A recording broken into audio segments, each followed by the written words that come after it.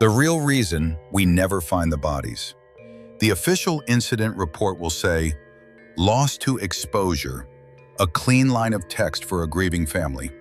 But out here, we know that's just a necessary fiction we tell the civilized world. The wilderness doesn't misplace people, it trades. The official SAR, search and rescue, protocol is a catechism of logic. You establish the LKP, the last known position. You define the search area, a sprawling polygon on the topo map, and then you slice it into grids. You deploy teams, human and canine, and you methodically, painstakingly, erase the unknown 1 square kilometer at a time. It's a clean mathematical process designed to impose order on chaos. And for 10 years with the Park Service, it was the only gospel I needed. The operation for Daniel Miller started like any other. A day hiker from the city, overconfident and underprepared, had missed his rendezvous. His car was still at the trailhead, a day-old parking pass curling on the dash. From our makeshift command post, I ran the board, coordinating 3 ground teams and keeping dispatch on a tight leash. The air crackled with the clipped, professional chatter of call signs and status updates. Everything was by the book, until it wasn't. The first whisper of strangeness came from Ben Carter's unit in Sector Gamma, near the eastern holler the old-timers call the Whispering Boneyard. "Command, this is Gamma 1, Ben's voice came through the radio, tight with frustration. "Negative contact, but command, our nav gear is acting up. All 3 GPS units are putting us 100 meters east of our plotted location. Compass is spinning." I keyed the mic, my voice level.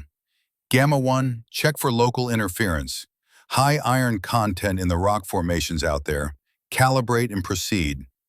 It was the standard, textbook answer.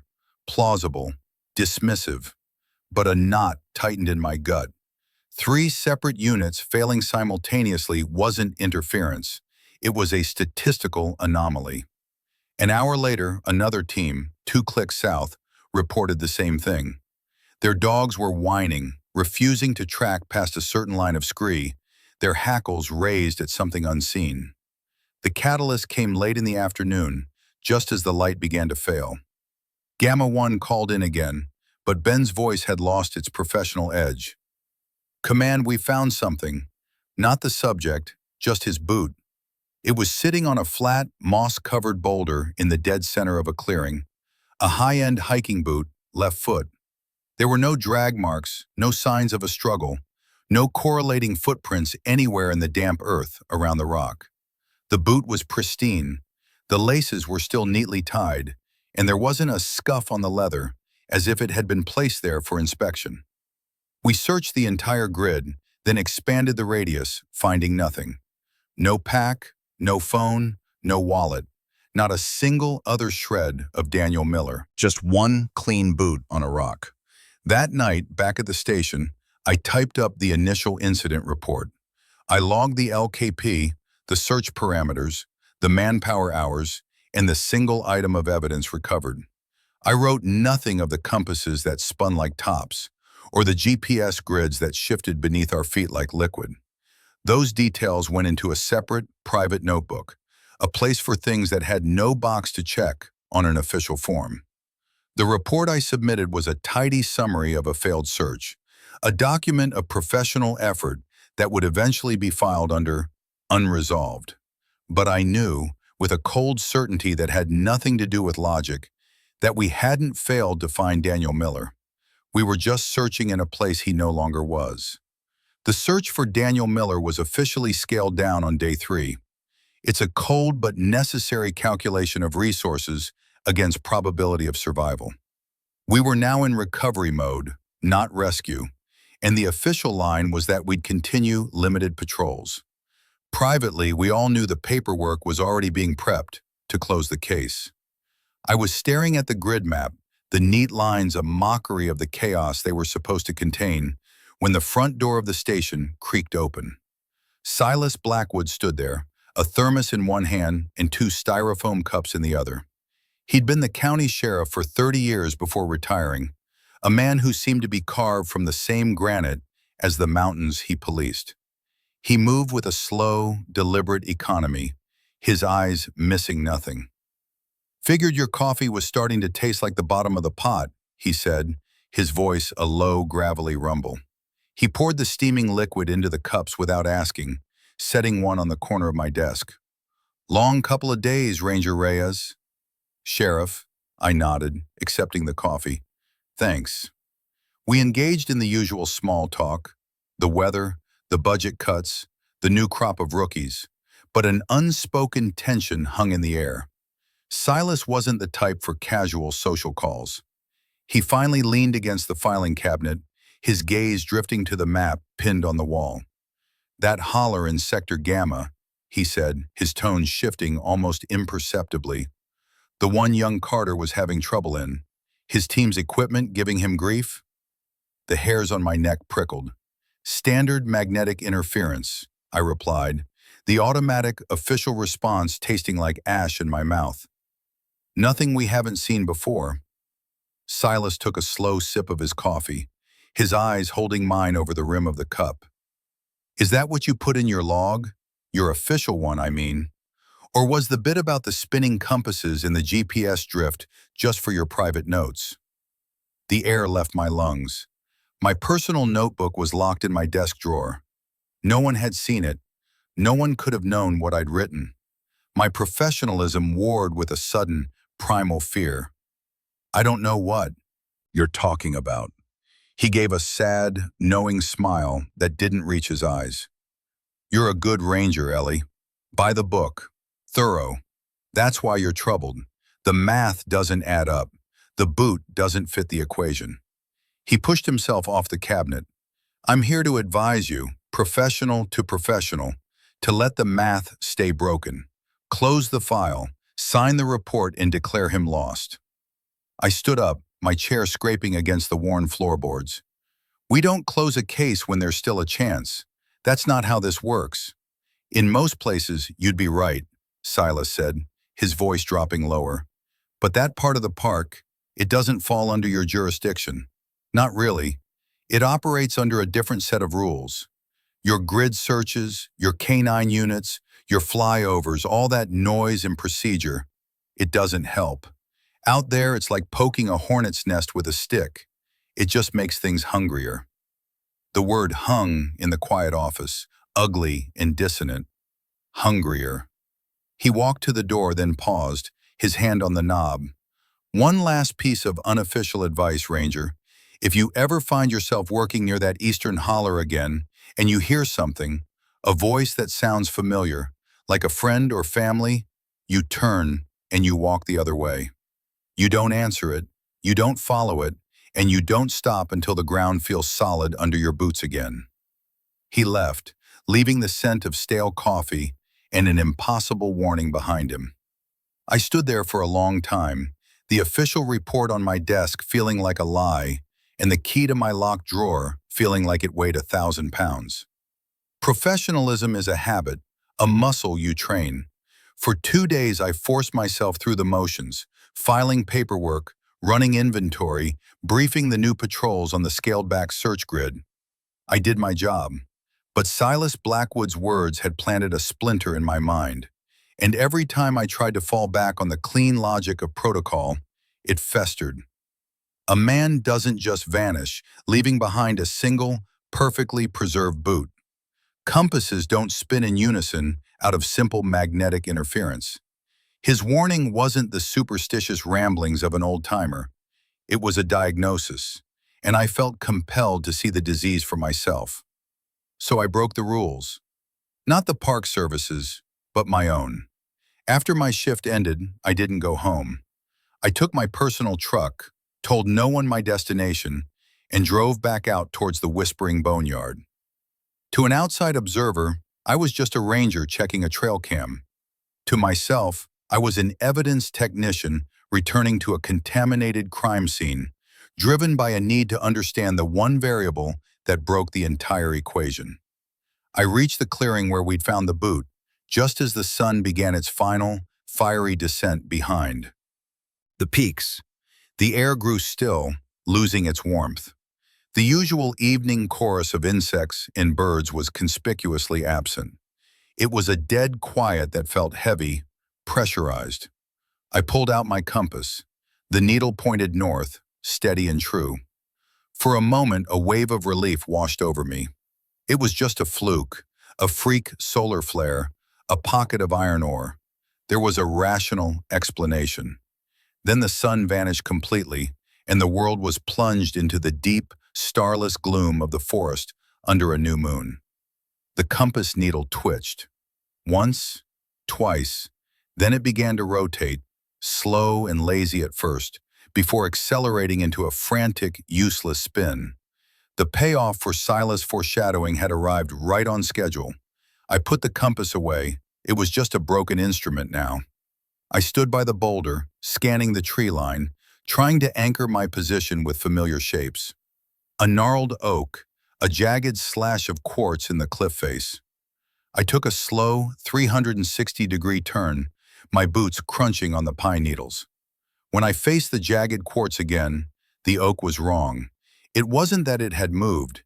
It was that the space next to it, where a cluster of 3 thin birches had stood, was now occupied by a thick, dark pine that I had never seen before. My mind recoiled, trying to refile the image, to convince itself that I had simply misremembered the landscape. But I have a cartographer's memory. The map in my head was accurate. The world itself was not. That's when I felt it. Not in my ears, but in the bones of my feet and the cavity of my chest. A low, resonant hum, so deep it was almost subsonic. It was the kind of vibration you feel standing too close to a massive diesel generator, a thrumming that seemed to emanate from the very bedrock beneath me. It wasn't coming from the air. It was rising from the ground, making the soil tremble. The sound was ancient, chthonic, and utterly indifferent. Slowly, terrifyingly, the hum began to modulate. It gained texture, forming harmonics that scraped against each other like grinding stone. Then, out of the vibration, a voice began to coalesce. It was thin, stretched, and full of static, like a long-distance radio call from a place with no towers. "Help, please. I'm here." It was a man's voice, and it was Daniel Miller's. I'd listened to his frantic wife play his voicemail message a dozen times. The timbre, the pitch, it was him, but stripped of all life, filtered through a mile of earth and stone. Silas' warning screamed in my head, "Don't answer it, don't follow it." But the ingrained duty of a rescuer is a powerful thing. My hand went to the flashlight on my belt as I followed the sound. It led me away from the clearing, deeper into the trees that were no longer where they should be. The voice grew clearer, more desperate. "Over here! I'm trapped, my leg is broken. Please, hurry!" It drew me straight to the base of the massive granite cliff face that marked the eastern edge of the holler.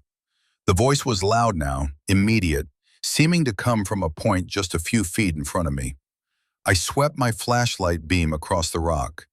There was no cave, no crevice, not even a crack wide enough for a man to slip into. It was a sheer, unbroken wall of ancient, solid stone. And from inside it, Daniel Miller was begging for his life. I didn't drive home. I didn't even go back to the station. My truck's tires threw gravel as I turned onto the long dirt road leading to Silas Blackwood's property, my knuckles white on the steering wheel. The hum I had felt in the ground was still vibrating in my marrow, and Daniel Miller's disembodied voice was a phantom echo in my ears. When I pounded on his door, the wood jarring my shoulder, he opened it as if he'd been expecting me all along. He was holding a steaming mug and simply stepped aside. "It spoke to you, didn't it?" he asked, not a question, but a statement of fact. He led me past his tidy living room into a small, wood-paneled study that smelled of old paper and gun oil. Heard a familiar voice calling from somewhere it shouldn't be. "It was Daniel Miller," I said, my voice tight, strained. "He was inside the rock." "Silas, what in God's name is happening out there?" He gestured for me to sit, but I remained standing, coiled with adrenaline and disbelief. He sighed, the sound of a man carrying a weight I couldn't yet fathom, and walked to a heavy, iron-banded footlocker in the corner. He unlocked it with a key from around his neck and lifted the lid. Inside, resting on faded velvet, was a thick, leather-bound book. He laid it on the desk with a heavy thud. It was a ledger, its pages yellowed and brittle with age. "This," he said, tapping the cover, "is the real jurisdiction." He opened it. The first page was dated 1887. A man's name, a date, and a set of hand-drawn coordinates were written in elegant, looping cursive. Below it, a short note. "Lost prospecting. No remains found. Ground sour for a season." I flipped through the pages. The handwriting changed every few decades, but the entries remained chillingly consistent. Name, date, location. A brief, cryptic summary. Sarah Blevins, 1924. Disappeared picking berries. Left a full basket. Place was quiet after. I saw names I recognized from the county's oldest cold case files. Unsolved disappearances that had become local folklore. "Each of these," Silas said, his finger tracing a line, "corresponds to what we call a node, a sore spot on the land. They aren't always active. They sleep for years, sometimes decades. But then they wake up, and when they do, they get hungry." My law enforcement brain was screaming, rejecting every word. Hungry for what? People? You're telling me the ground is eating people? Absorbing, incorporating. "I don't have the words for it, Ellie," he said, his voice laced with a profound weariness. "All I know is that when a node becomes active, things go missing. The LKP is always within a certain radius. The official search finds next to nothing, and the place gets noisy." He looked at me, his eyes holding the weight of every name in that book. "Our job, the real job passed down from my predecessor and his before him, isn't recovery. By the time we know a node is active, it's too late for that. Our job is containment, appeasement." He reached back into the trunk and pulled out two objects. The first looked like a piece of arcane surveying equipment, a brass tripod topped with a complex assembly of copper coils and a series of tuning forks. He called it a harmonic resonator. The second was a simple canvas pouch, but when he handed it to me, its weight was shocking, a dense, cold heaviness that felt unnatural. It was filled with what looked like coarse, dark gray sand. "Cold forged iron shavings," he explained. "Forged without heat, hammered into shape in a running stream. Don't ask me how it works. I just know it does. The resonator puts out a low-frequency vibration. It calms the place down, sings it back to sleep. The iron, we use it to mark a boundary. It grounds the energy, for lack of a better term. It doesn't fight what's out there. You can't fight geology. This is an offering, a way of telling it, that's enough for now. Go back to sleep." I stared at the primitive, impossible tools and the ledger filled with the names of the lost. The world of grid searches and incident reports felt like a child's story. This was the reality, a grim stewardship, a cyclical duty to pacify something ancient and unknowable. We weren't rangers and sheriffs, we were keepers, and the cost of keeping the peace was an unshareable, soul-crushing secret. We didn't have to wait long. The ledger, Silas had explained, showed a pattern. A node, once woken, often took more than one before it was sated and went dormant again. 3 weeks after Daniel Miller vanished, the catalyst I had been dreading and expecting in equal measure came crackling over the dispatch radio. A college student, a geology major named Jacob Finch, had gone off trail to collect rock samples near the eastern boundary. His roommate had reported him overdue. His LKP was less than a half-kilometer from where we'd found Miller's boot. My blood ran cold, but my voice was pure protocol when I took the lead. "Command acknowledges. I'm en route to the trailhead to establish ICP.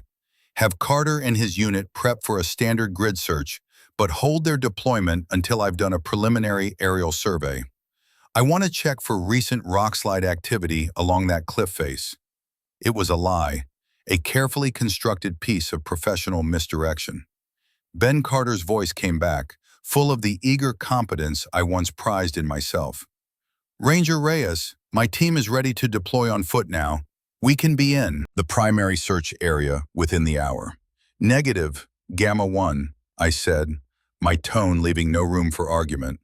The ground in that holler is unstable. I'm not putting a team in there until I can verify the terrain is secure. That's an order. I was abusing my authority, using the language of safety to orchestrate a deception. Every instinct I had honed over a decade screamed in protest, but the knowledge of what was really waiting in that holler was a heavier burden. While the official SAR machine ground into motion, following my carefully laid false trail, I met Silas at a disused logging road. He didn't speak, just loaded the heavy footlocker into the back of my truck. We hiked in under the cloak of twilight, moving with a grim purpose. The closer we got to the node, the more the forest's character changed. The air grew thick and still, the temperature dropping unnaturally. I felt that familiar bone-deep hum returning, a vibration that seemed to be shaking the world at a frequency I wasn't meant to perceive. My new compass, a high-end liquid-damped model, was already beginning to stutter. Silas stopped us at the edge of the clearing. "It's more active this time," he murmured, his breath fogging in the cold. "It's awake and agitated." He was right. The low hum was louder, and now it carried a discordant overtone, like feedback from a broken speaker. And then, woven into the sound, was the voice. "Can't move my leg." It was Jacob Finch.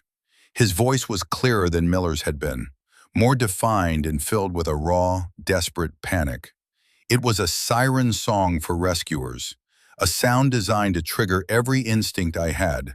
But this time, I knew its source. I looked at Silas. His face was a grim mask in the fading light. We worked without speaking. He set up the harmonic resonator, unfolding its brass legs and driving them deep into the soil.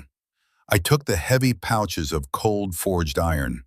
My task was to walk the perimeter of the clearing, a perfect circle, trickling a thin line of the dark, metallic sand onto the ground.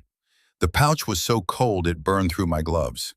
As I moved, the voice from the rocks grew more insistent, more personal. "Ranger Reyes? Is that you? I can hear you. Thank God, please, over here." It knew my name. I faltered, my stride breaking, the logical part of my brain screaming that he must have heard me on the radio. But another colder part knew better. It had taken his voice, and now it was mining his recent memories. I squeezed my eyes shut, focusing on the weight of the iron in my hand and the steady crunch of my boots. I was not a rescuer. I was a custodian sealing a tomb. Once the circle was complete, I returned to the center where Silas was making fine adjustments to the resonator. He struck one of the tuning forks. Instead of a clear ringing note, it produced a grating buzz that set my teeth on edge. The hum from the ground intensified, a wave of pressure pushing against us. The mimicry of Jacob's voice became a terrified scream, seeming to come from all directions at once. Silas struck the fork again, adjusting a copper dial. This time, it produced a low, resonant tone that vibrated in harmony with the ground. It was a deep, soothing note, a counter-frequency to the chaos. He worked the dials, bringing the other forks into the same harmony, building a chord of pure, foundational sound. The screaming from the stones faltered, dissolving back into the undifferentiated hum. The oppressive pressure on my chest lessened. The deep thrumming of the earth began to quiet, like a great beast settling back into slumber. We stood there for an hour as the resonator played its lullaby, until the only sounds were the wind and our own breathing. The air was clean again. The ground felt solid. The next day I sat at my desk and typed the official report. I documented the search efforts, the challenging terrain, and the lack of any findings. In the final summary, my fingers, feeling like alien things attached to my hands, typed the necessary fiction. Given the hazardous conditions and the duration of the subject's exposure to the elements, the search for Jacob Finch has been suspended. The case is now closed. Cause of disappearance is officially listed as lost to exposure. Every word was a betrayal of my oath, a carefully crafted lie to protect a world that could not handle the truth. The report was clean, professional, and final, but the knowledge of what it omitted left a permanent scar, an unshareable weight I would now carry for the rest of my career. The years sand down your sharp edges. The righteous anger you feel when a case doesn't add up, the frantic need for a logical conclusion, it all gets worn away, smoothed over by the sheer, grinding weight of the truth you have to carry. The files in the official records are neat and tidy. The ledger in the iron-banded footlocker in my study is not. Silas passed 4 years ago, a quiet end for a man who spent his life managing a silent, ancient chaos. He left me the key, the footlocker, and the burden. I've added 2 names to the book since then. Today, another name was on the whiteboard. A photographer named Amelia Vance. Car at the trailhead, camera bag found a half-mile in, tripod set up as if she was framing a shot of the Eastern Holler. No sign of her. The LKP doesn't support this search grid, Ellie. I looked across the topo map at Ben Carter. He wasn't a rookie anymore. He was a senior ranger now, sharp, dedicated, and the best tracker I had. He was also the man I was lying to. He tapped a point on the map, his brow furrowed with the same logical indignation I remembered so well. Her gear was found here, in Sector Gamma. Standard protocol dictates we concentrate the initial 48-hour search in a 5-kilometer radius. You have us sweeping the western slopes, 10 clicks away. It makes no sense. I took a slow sip of my coffee, the institutional bitterness a familiar taste of controlled deception. The Weather Service is forecasting an inversion layer pushing down from the peaks, I said, the lie rolling off my tongue with practiced ease. If she was injured and calling for help, the sound would carry west, not east. We're playing the probabilities, Ben. It's a textbook acoustic shadow. It was a plausible fiction, just plausible enough to pass a cursory review, but it was weak, and we both knew it. I watched him, not his finger on the map, but his eyes.